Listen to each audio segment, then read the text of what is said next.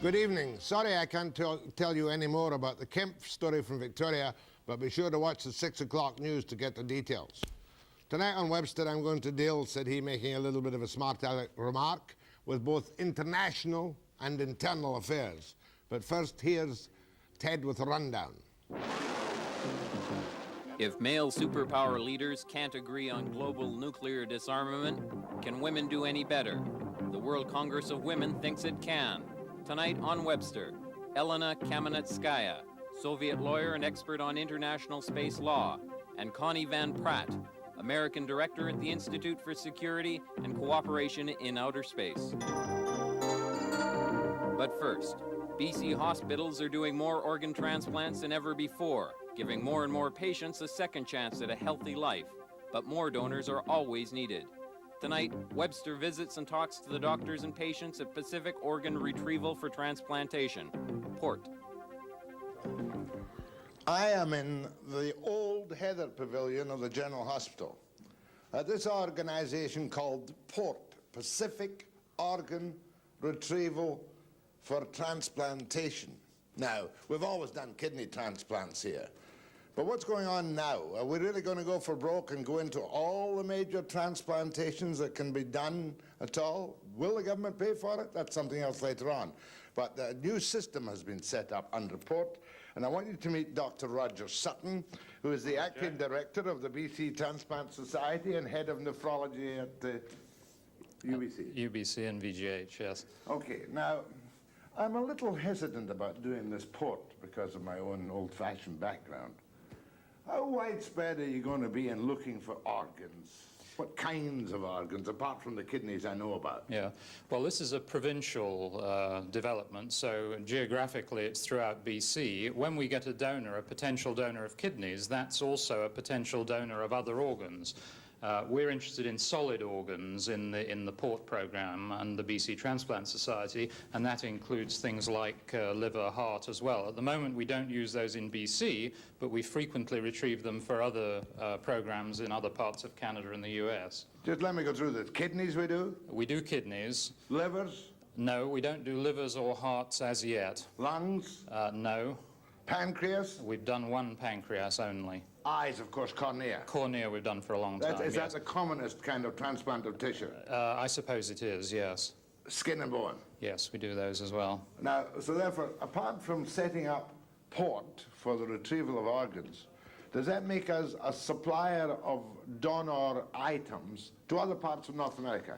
Yes, it does. We actually receive organs from other areas and we supply them. We expect in the near future to be a net supplier because we already have a very efficient program. As it gets better, we'll generate more organs than we can actually use in the province. Now, in the Transplant Society itself, for which you're the acting director, do you think you have in any way achieved the public consciousness? For instance, I signed a donor card, goodness knows when, I've long ago lost it.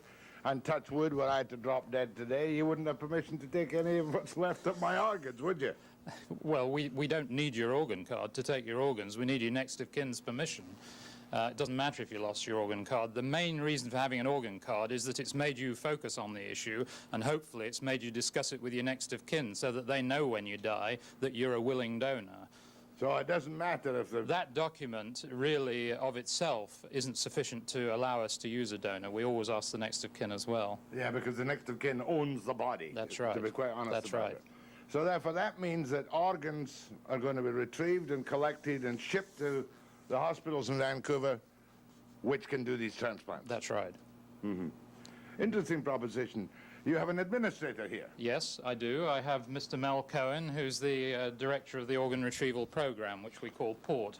Nice to meet you, Mel. Nice to meet you. Now, if I can, excuse me, sure. Dr. Cohen, you're the retrieval program. Okay, if somebody dies up north today and their organs are available and whatnot, what will you do about that donor, that potential donor?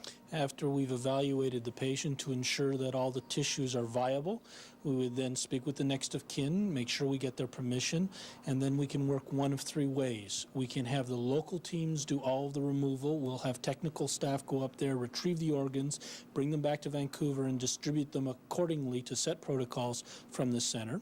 or we can send surgical teams up there, or in the last case, which is done most rarely, we can send the patient actually from that center to one of our transplant units here where the organ retrieval can take place. You mean you'll either bring the organs from the donor, suitable and willing, or you will bring the cadaver down here complete and do the retrieval here? Yes. Do we have much of a bank of donors now? All of a sudden, has the donor availability exploded? Well, the availability hasn't exploded, but it's hard to understand why we're not getting as many as we can. We had 40,000 deaths in the province last year, of which anywhere from 1% to 2% should be good, solid organ donors. That would convert into 400 hearts and 800 kidneys. Yet last year we did a total of 98 kidneys here in this province. So somehow we're missing about 700 kidneys, 350 donors. Come off it, Mel. I mean, we're not looking for picking up thousands of spare parts from human beings, are we? I thought we looked for them as patients needed them. If you look at just kidneys alone, we have 180 people who reach end-stage renal failure every year here in the province. 150 of those patients would be suitable recipients if kidneys were available for them. Yet, as I said, we only did 98, so we're not even keeping pace with the patients who are coming onto the list, never mind the backlog. A question of money arises into this, of course, the availability of financing, and I believe at the moment the provincial government is picking up the tab for the Pacific Organ Retrieval for Transplant. Yes, they pay for the PORT program and for the BC Transplant Society. Okay, now let's go and have a look at your computer. Mel, you get your demands and make your applications on a computerized system which covers what area? We have a computer system here that covers all of BC and Western Canada to find compatible recipients. I can also patch in through modems and other connecting parts throughout all of Canada, the eastern side, throughout the United States, and in fact, if we can't place them in North America, we can go to Western Europe, to Europe as well. And then you've got to, that's either to get the organ or to give the organ. Yes. To give the organ. Yes. I mean, I had a friend who had a transplant in London the other day, a heart transplant. Now, that organ could have come from here or could have come from anywhere else in the... Could have come from anywhere within a 4 to 5 hour flying time in a Learjet, which is pretty well anywhere in North America. You have collection centers for organ donations in BC. Do you use government aircraft? We have organ retrieval hospitals, which are any hospital can have organ donors, and we utilize provincial government planes and charter crafts to get there at any time of the night or day. How many have you done so far since this was set up? Well, the program started in September, and we've probably been out in aircraft about 10 times. About 10 times. To go up, the organ has either been taken out of the donor or the entire donor will be brought down and the organ removed? Oh, there's only been about 4 cases where the donor has been taken to our centers, but most of the time, in 10 occasions, we've gone out to retrieve organs at those institutions. Speed is the essence of the operation. Yes, it is. These patients are brain dead and they do not have long to remain in that condition, so we have to remove the organs quite expeditiously. So now, people waiting for kidney transplants, for instance, have a much better chance of getting a matching kidney in a much lesser time than they ever had before. Yes. Now, excuse me, I'm interrupting that to go to a news story. Can I speak to the Premier, please? You may indeed, sir. Thanks very much, ma'am. Hello? Mr. Vander Zalm, Hello, Jack. would you be good enough to tell me what has happened to the Jack Kempf story in that you have accepted his resignation until he is cleared of some allegations or other? When did it all start from your point of view? Well, it started on Tuesday evening, Jack. Late Tuesday, while here, I was advised by the Deputy Attorney General that allegations had been made relating to the financial administration of the Minister's office.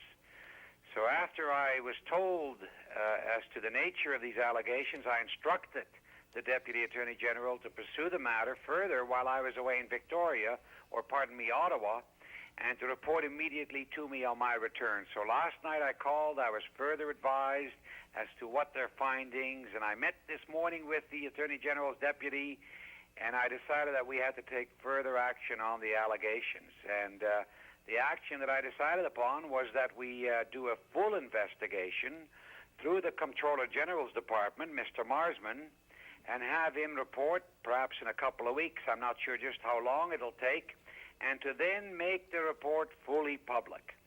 In the meantime, the Minister of Forest has submitted his resignation, and he states, of course, that he hopes the allegations relating to his office will be shown to be without foundation. So I've accepted the resignation. The investigation has commenced. The material will be made public in a couple of weeks. And in the meantime, the Minister of Agriculture, John Savage, will also be acting Minister of Forest and Lands. So it's a basic allegation which surfaced through the Attorney General to do with the financial management of Mr. Kempf's department. Is that correct? That is correct. And having had a preliminary investigation, did you meet with Mr. Kempf today? Mr. Kempf was in the Queen Charlotte's, and I phoned him up and asked him to come back immediately, which he did, and I met with him this afternoon. And it's a very difficult task, but certainly, as I've often said, our government is committed to do things openly and honorably, and I felt this was the proper course of action. So you had him in, you faced him with you gave him the thrust of the allegations. He denies any impropriety and is sure he will be cleared, you say? That is correct. And meanwhile, you've asked him to step down, and he will not be a cabinet minister until this matter is cleared up, and you'll give us a full statement as soon as you can. You have it perfectly, Jack. My thanks to you, Mr. Vander Zalm. Thank you very much. Thank you. Thank you. Bye. I'll be back. That was the Premier of the province of British Columbia with another startling development.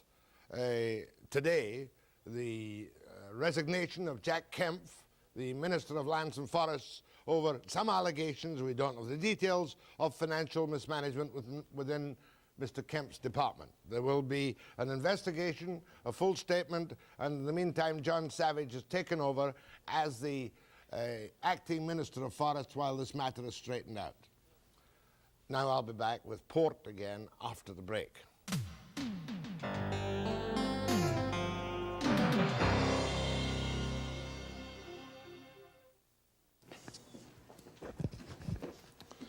Twenty, 25 years ago, I was doing programs about the dialysis when it began to become kind of more widely used. And here is my old friend, Dr. John Price. Jack? Who is in charge of the dialysis unit, and your other title is Professor of Medicine. Medicine. John, times have changed, haven't they, since you first demonstrated to me for a radio documentary dialysis in its more primitive form? It certainly has. Many, many things have changed. Can it come? I'm doing a piece about the PORT, Pacific Organ Retrieval for Transplant. Will there ever be a day when you won't need your dialysis areas and your dialysis wards? I can't be certain about that, Jack, for the simple reason that there are some people that are untransplantable because of various anatomical abnormalities. So you'll always have the need for hemodialysis, as you call it. But transplants, look at the increase in the number of transplants that you people have done in the 3 hospitals in BC in the last few years. Have you got the numbers? Yeah, we went from 37 in 1985 to 98 in 1986. And that's largely due to the PORT program. And in 1987, you might go way beyond that. Oh, we hope to. We hope to be well over 120. Is it possible, I hate to put money figures on it, but is it cheaper to transplant kidneys than to give dialysis? The first year it's not cheaper, but after that it is.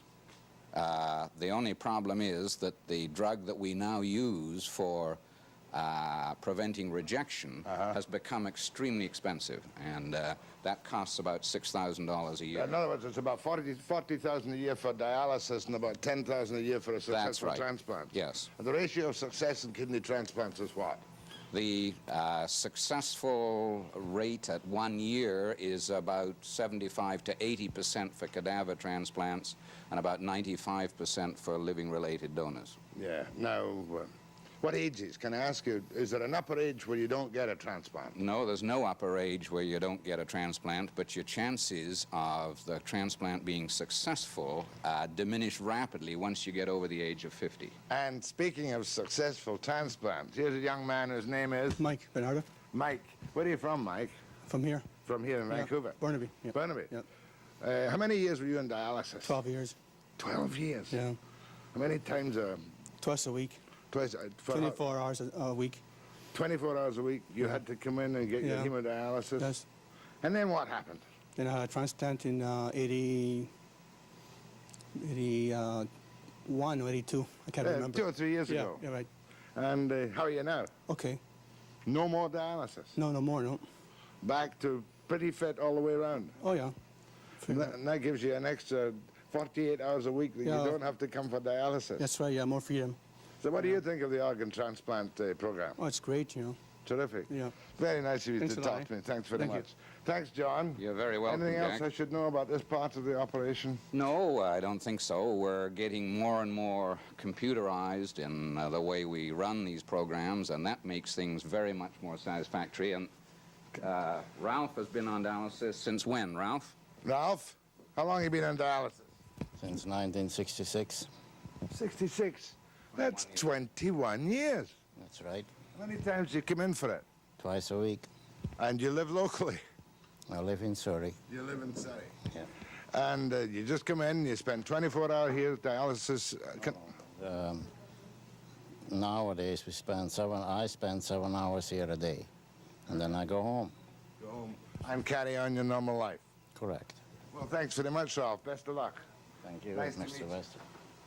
Dr. Price, before you've got to get back to your work, have you got a kind of open-ended expansion when donors become available for kidney transplants? Well, the more donors that there are, the more people can have kidney transplants, obviously, and therefore we will steadily expand our indications for a transplant the more donors there are. And are you doing any transplants this very day? Yes, and here is one of the patients that is about to have a transplant. Now, isn't that a great coincidence? I happened to walk in. Kathy Holt. Yes. How you feeling, Kathy? Excited, nervous.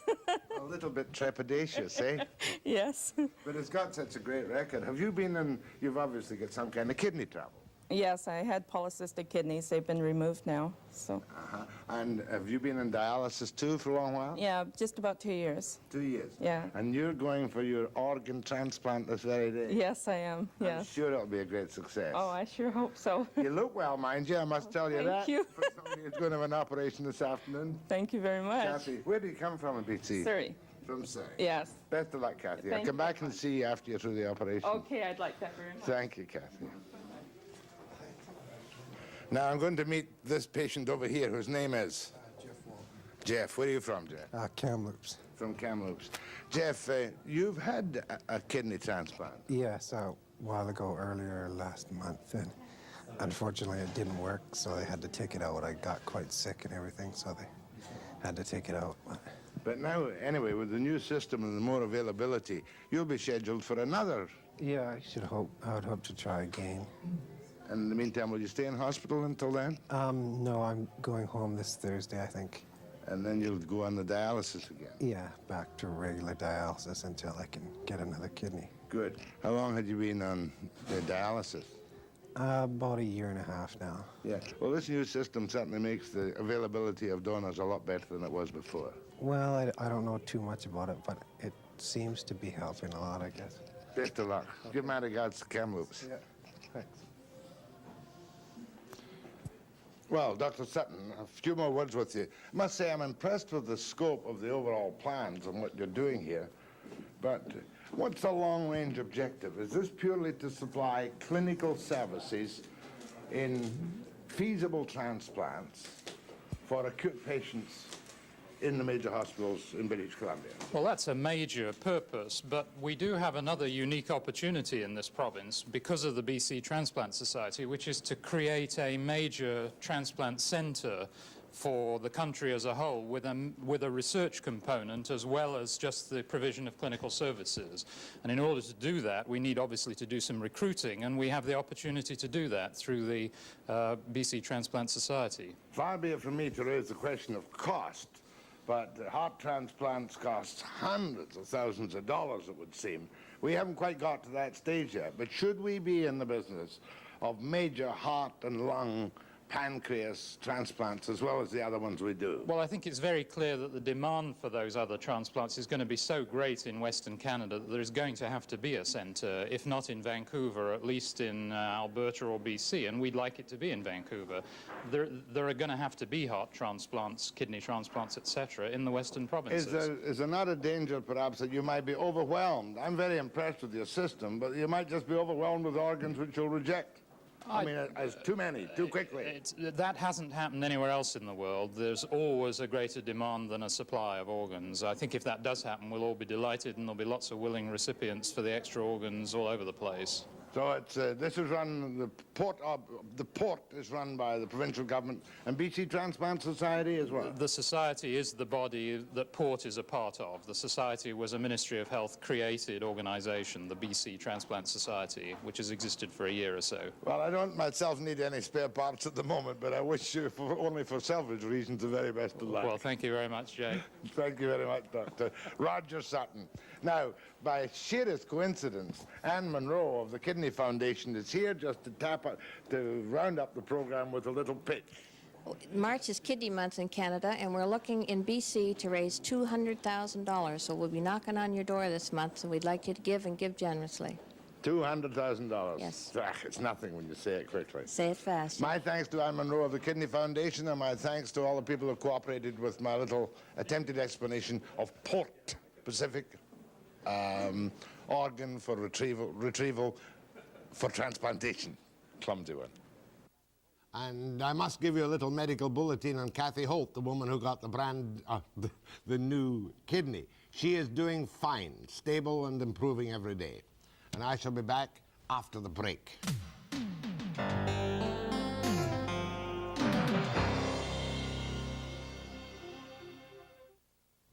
Okay, right up tight to the table. Tommy's in. I'm gonna move you right in.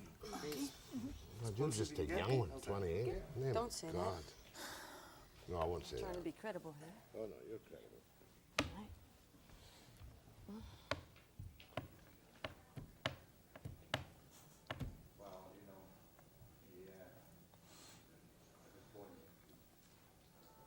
The young ones are getting smarter in the country, I think.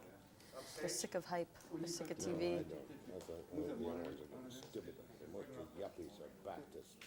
Excuse me, I'm just gonna move your chair up this way. Okay. People who You can believe just in slide the along. rapture. Yep. Good enough, John? Other way.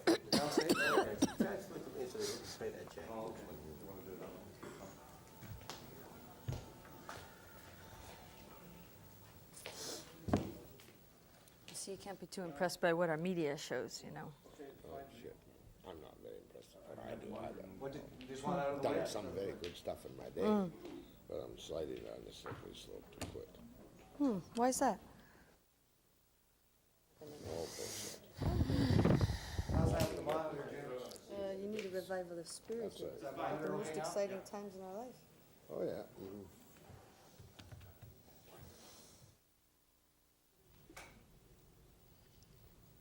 This, in case you didn't know it, is International Women's Day. And for some reason, these two guests have been supplied me to today to talk about disarmament, to talk about international tensions. And one is Connie Van Praet, who is, give it a full title, Director of the Institute of Security and Cooperation in Outer Space, Washington, D.C. Connie, does that have a political connection, that institute? Well, we were formed in 1983, a few months before President Reagan announced the Strategic Defense Initiative. And you were formed to fight it. That's correct, because we see that there's alternative methods for security that involve cooperation and not weapons. So therefore, you are left of the spectrum in the United States, to say the least of it.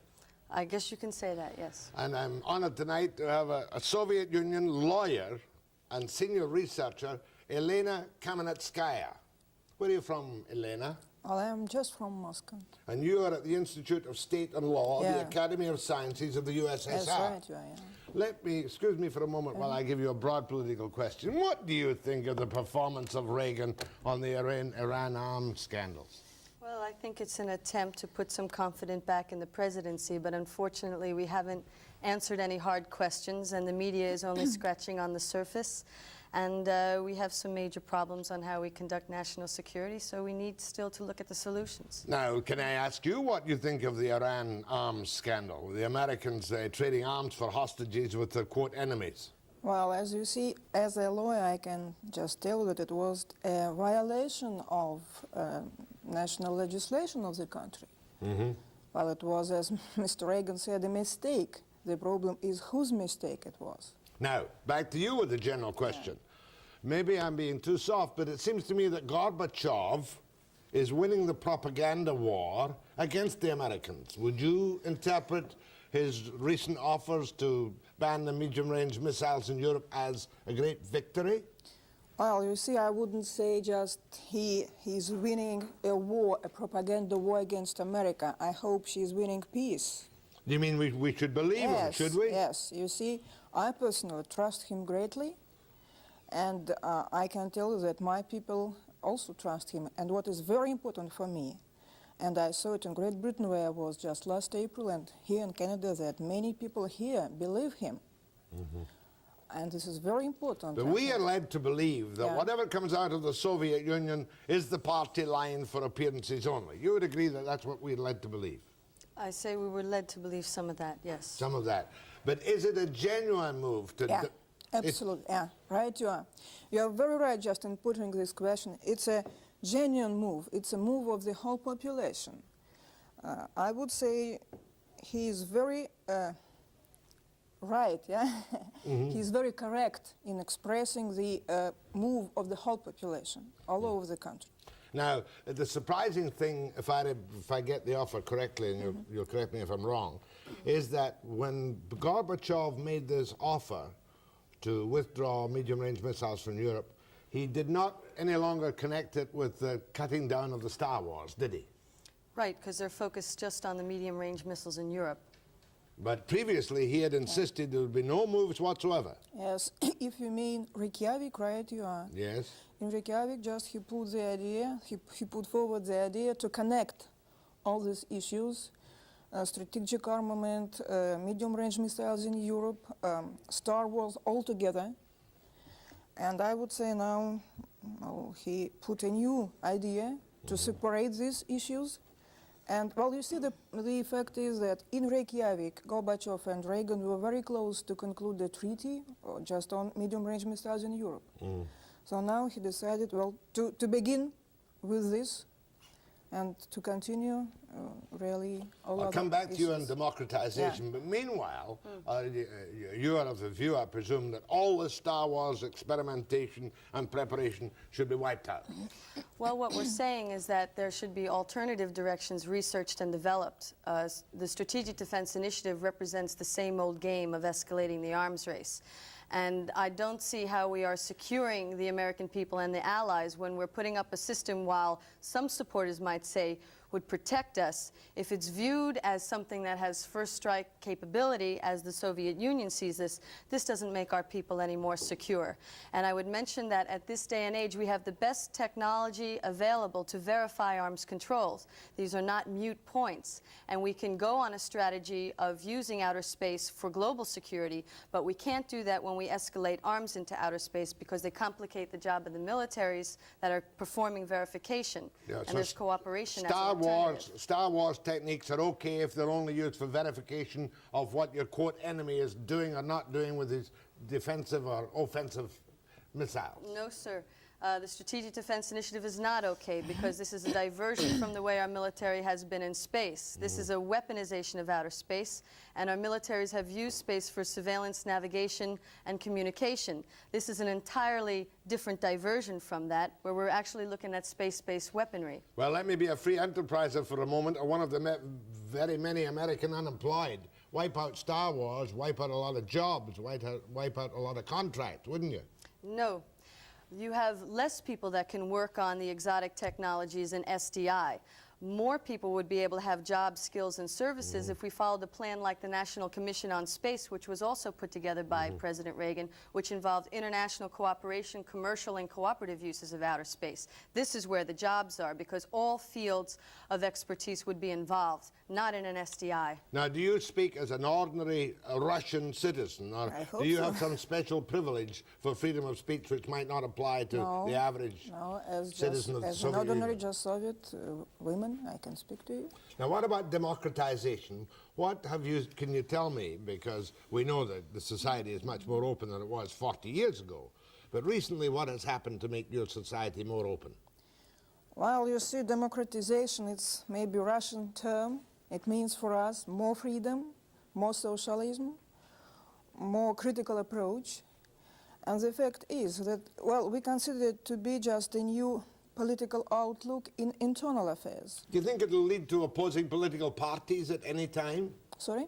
Could this democratization or this freedom to criticize, could it lead to opposing political parties?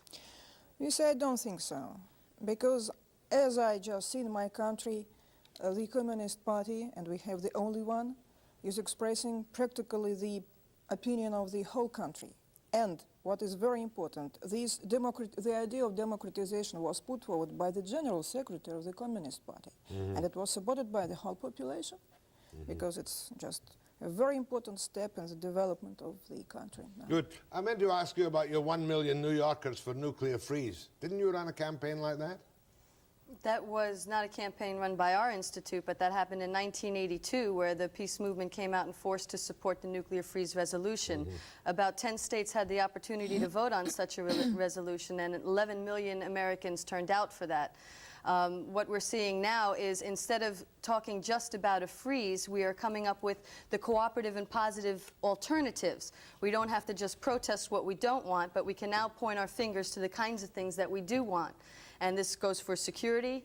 We have alternatives there, and meeting basic human needs. It's easy enough to line out what would be a good, secure treaty. It's a question of when the two powers that matter will make the treaty. Is that not it? Anyone can say, withdraw the missiles, have mutual verification and inspection, maximum of this and that, destroy so many warheads. That's easy, but where do you get the will for it? Well, you touched on a very important point, because as you see, security can't be defined just on American terms. It can't be defined on just Soviet terms. Yeah. We're really talking about building in a new global security system that matches the reality of the planet today, and all nations need to participate in it. But all nations can't participate in the weaponization of outer space, and here we make a critical choice, whether or not to go along with this old game or proceed with the obvious new game, which is rapidly coming to the fore. Fair enough. My guests are Connie Van Praet and Elena Kamenetskaya from the Soviet Union. She's from Washington, D.C., but she's not in any trouble there at the moment, unlike most of the inhabitants of that city. And we'll take calls to these two women after the break.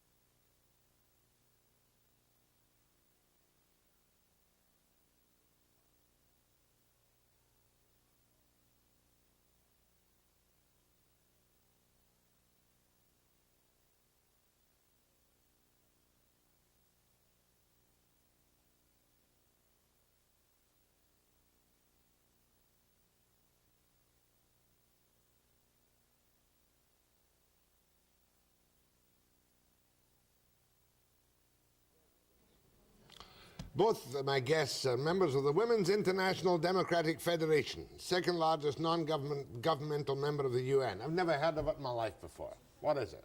It's an organization that has affiliates in over 130 countries. What they're doing is promoting internationals from different countries to tour through countries of the world and represent the perspective of their governments. And this is International Women's Day, and you'll hit me over the head, but the only prominent woman activist that I can think of who comes to mind at once is Helen Caldicott.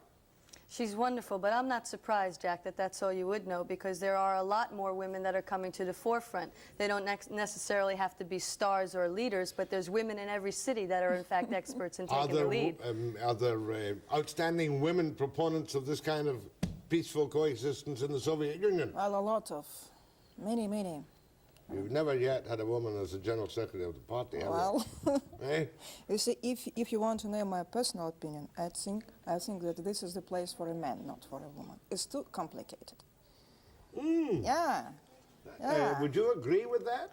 Well, I think I'm Surely coming not. from a different place in the United States, and I would say that what women are lending to this is that they're coming up with an alternative approach that's not based on the same way that men have done it. I don't think that there's anything too complicated that women couldn't handle once they're given the chance, and we're already seeing proof of that, because women are taking issue with the whole global peace initiatives. Like, we are taking it amongst ourselves to come up with the positive alternatives that's going to bring us a better world. Let's see what kind of calls we get. Go ahead, please. Hello. Welcome your guest to Vancouver, and I'm not going to try to pronounce the Soviet lady's name. I'm sorry, I would botch it up totally. But I'd like to just first of all say I find it very hard to take any citizen of the Soviet Union seriously that speaks in North America on this topic, because there is such a limited number of you people allowed to travel out here and talk on this matter. And any time that Western cameras try to penetrate the Soviet Union to get Soviet citizens perceptive, they're shadowed by a state-provided guide, and the people there they obviously look like they're really holding back their questions or what they'd really like to say. Okay, he's saying that it's difficult for the West to get through to Soviet citizens, and he finds it hard to accept what you say because you're probably specially chosen for this job. I am not. Absolutely. Then why cannot why there's such a limited number of Soviet citizens that are allowed to travel out here? Is that correct? Well, first of all, I wouldn't say a limited number. I know for sure that many Soviet people have a chance to go abroad on different occasions, like tourists or just to participate in different conferences and so on. And we have many tourists from just outside in our country. And for example, I know that very soon just a group of Canadian boys and girls will come to the Soviet Union, and I am sure that Soviet boys and girls will also visit your country. Go ahead, So, please. I'm sorry, I'm taking another call. Go ahead, please. I'd like to ask the Soviet lady what influence she thinks she would have in the Soviet Union to go along with something like this in respect to what is happening to the human rights there. We just saw on TV here a news broadcast from Moscow of several people with placards asking the Soviet Union to allow the refuseniks to leave, and we saw on camera they were beat up and the cameras were shut off or broken or whatever. Okay, we got the message. Were you aware of that? That kind of thing does happen occasionally. Well, you see, unfortunately, I did not see that very program. I know that we have just a limited number of people who just have a desire to leave the country. It's their business. And by the way, I know that just maybe 2 or 3 days ago, about 57 people from my country came to Canada on the basis of the agreement between Canada and USSR on the reunion of families. Reunification. Yes, I'm sorry. Or reunion of families. Yes. Go ahead from Williams Lake. Yes, Jack. I think you have two excellent people on your program today, and I'm wondering if they feel that from the women's standpoint, they're going to be able to appeal to enough people with the proposal that there is an opportunity, a good alternative to going for peace, to this arms race. And it's a question of bringing sufficient pressure on our politicians to help override the pressure from the defense industries to keep propelling this thing. Do they feel that that is really possible at this time? I think that we're taking it not from just a woman's approach, but from a people approach. More and more women experts are coming to the fore as they're getting recognized. We have a different flavor and approach than the men have had, but I still think that it's a fundamental question of politics and economics. And what we're seeing is that there is pressure being put on the American government, but not just by women, by scientists, by people in the laboratories, by university people, by women, by labor movement. These are all part of the question.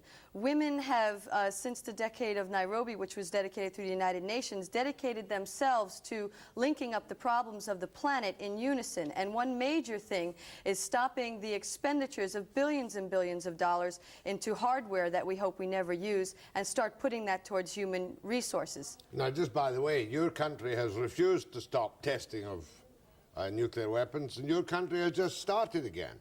You had an explosion, an underground explosion, I think it was, Yes. a couple of weeks ago. Yes, right. Unfortunately, we had to begin it. Why did you have to begin it? Well, you know that we just proclaimed our moratorium in 1975, in August. It lasted for more than 1.5 years. And at that time, the American administration made about 25 or 27 explosions. It was just the problem of our security. And what is important, we are ready to continue the moratorium if Americans follow us. If they will follow Yeah. you. But meanwhile, you were afraid you were falling back, and your technical expert said we must not fall behind the Americanos. Well, you see, our military, just scientists investigated this problem. Go ahead, please. Oh, hi, Jack. I think I agree that with your other caller that this Russian lady would not be out of the country if she didn't know the party line.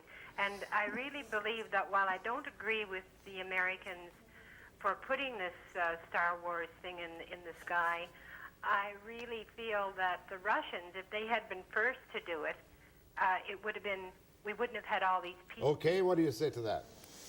Well, from what I understand, we are the victim of a lot of myths about the Soviet Union. And when you say that Elena's toting the party line, you have to know historically there was only one party in the Soviet Union. So we have to start understanding a little bit more about the Soviet people and stop being afraid to ask the hard questions, but also to do some investigating.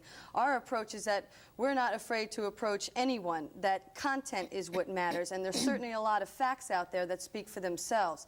And it's not a matter of like who went first, but since the United States has a history of escalating the arms race, but it wouldn't change my job any, because the fact of the matter is that we have to move towards new global cooperation and meet the challenges of the future, not to keep escalating an archaic idea that weapons equals national security. Go ahead, please. Yes, a couple comments. First of all, throughout history, from Catherine the Great to Golda Meir, Indira Gandhi, Margaret Thatcher, women have done the same things as men. I mean, politics is bigger than men and women. Secondly, a conservative person like me would be much more happy with this glasnost idea if you could tear down that Berlin Wall there and the thousands of miles of barbed wire which keeps Eastern Europeans locked in, and handed out some passports. Fair enough. Do you get this kind of attitude where you go, that people go back to the kind of hard-line days of the Soviet Union? I'm sorry? Do you get this kind of negative attitude wherever you go in Canada? No. No? How about you? No, but I think there's a basic misconception there that it's why do we focus on people in other countries when in our own countries we have a myriad of problems that we have to deal with. Listen, you've got 20 or 30 million people who believe that when the bomb goes off they will be carried to heaven in the rapture. Precisely why the work is important in my country. Especially in your country. All right. But I have enough of that. Oh, there's a function on I must tell you about. You slap that up, please. Women in World Peace, Sunday, March the 8th, Russian Hall, 1 p.m. 254-9797. My thanks to you, Elena Kamenetskaya. Thank you. And to you too, Connie Van Praet. It was a pleasure to. I'll be back with a free-for-all after the break.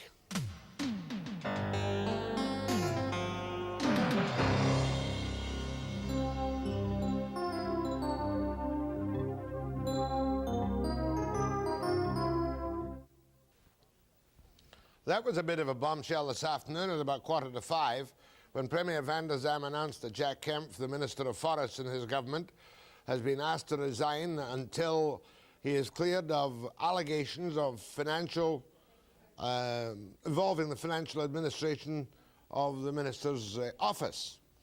And the Premier told us on the telephone, and the full story will be coming from Victoria on the 6 o'clock news, and don't miss it, that he'd been informed by the Attorney General's Department before he went to Ottawa that there was some question which required some investigation. He came back, he saw Kempf, and Kempf's resignation has been obtained, and John Savage is taking over the job just for the moment, and the Premier told me that when the report comes to him within a week or two, a full public detail will be given of that. Well, regardless of the outcome of the investigations, one has got to say of Premier Vander Zalm that he's certainly keeping his word on these matters to do things front and centre. However, there's nothing much we can discuss about that because they are only in the level of allegations or improprieties, and we know none of the details. I don't know anyway, and they're not a suitable matter for discussion at this particular moment, because everyone must be presumed innocent until proven guilty. Now, I said a free-for-all. I went down to Gracie's press conference today on the new BC Enterprise Corporation.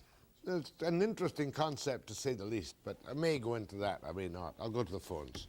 Go ahead, please. Yes, I'd like to discuss Mr. Vander Zalm, or the Socreds, recent initiative through the press of selling BC. I think that there's an awful lot, there's a real danger with the attitude of selling corporations owned by the government.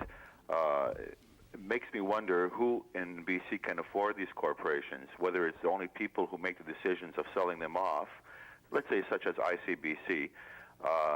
The only people who can buy these corporations or who have the money in BC right now, it seems to me, are the people who are in government. These are the people who have, interest in these corporations. Well, I don't profits. think... Let me put it this way. ICBC, brought in by the NDP these many years ago, has been one of the great successes of both the NDP and the Social Credit government. And I cannot imagine anyone putting us back to the mishmash of the private insurance companies who operated in the strangest ways. Now, when he talks about selling BC ferries, of course he can't sell BC ferries because we've already sold the ferries. Yes, I would just like to make a plea to people in the press, especially in all the presses, to certainly keep an eye on who is buying what in these times. It's short-term gain. Everyone is going to be happy because perhaps the budget will balance out and it'll look really nice and pretty packaged for us, whether it's BC Hydro or what. No, I agree with you. We're talking about, corporations that, like you are saying, that are making a lot of money. And I hope people in the press keep an eye on those issues. They're our only hope. A very good point. Thank you very much indeed. The BC Enterprise Corporation, again, there'll be a full story on the 6 o'clock news tonight, is an interesting concept. It's a BC Place and BCDC, between the two of them, owe $384 million. Now, that makes it very difficult to develop the properties owned by them when they've got that incredible debt on their back which must be serviced. Now, some of that debt came from Whistler, and part of it was the permanent structures on the expo site kind of thing. So what they seem to be doing is saying, we're going to freeze that $384 million debt, right? We'll capitalize the interest on it. And then we'll form the BC Enterprise Corporation, which will have a clean run at all the areas available for development, and that might be in joint venture developments with free enterprise. And as that makes money, if the market goes up, then they can pay off that $384 million debt, and it gets it off the back of the government's official debt bill. The concept is good if the market rises and if it's done properly. Go ahead, please. Mr. Webster, I watch your excellent program very often, and one of the things I've noticed that's happened over the recent months is that you don't have anybody on that's sort of silly or someone that is plain just simply entertaining.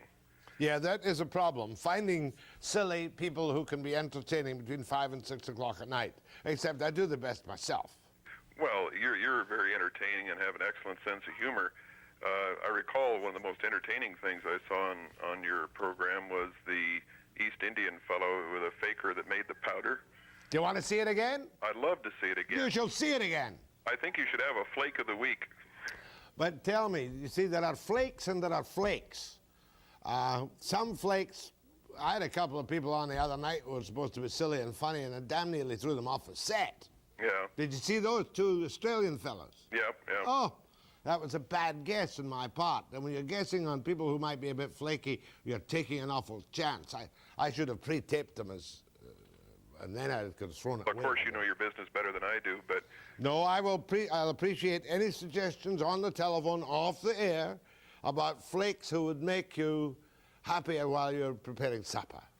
Well, I don't know too many myself. I guess that's why I enjoy seeing them on your program. An engineer, and my life is littered with very serious people.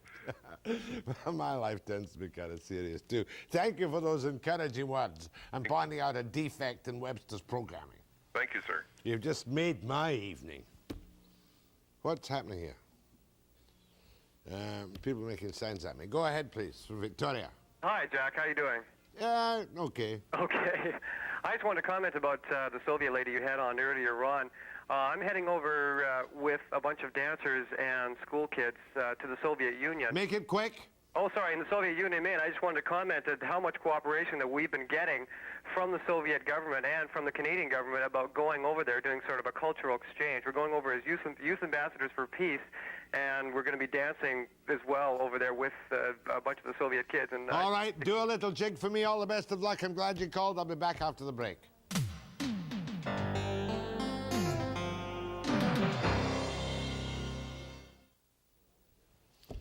Well, my guest for Monday is scheduled at the moment are Ole Engstrop. Isn't that a wonderful name? He's got one of the toughest jobs in the country. He's chairman of the National Parole Board, and it seems everything they do is wrong. And then I'm going to do an interesting walkabout at AIDS Vancouver.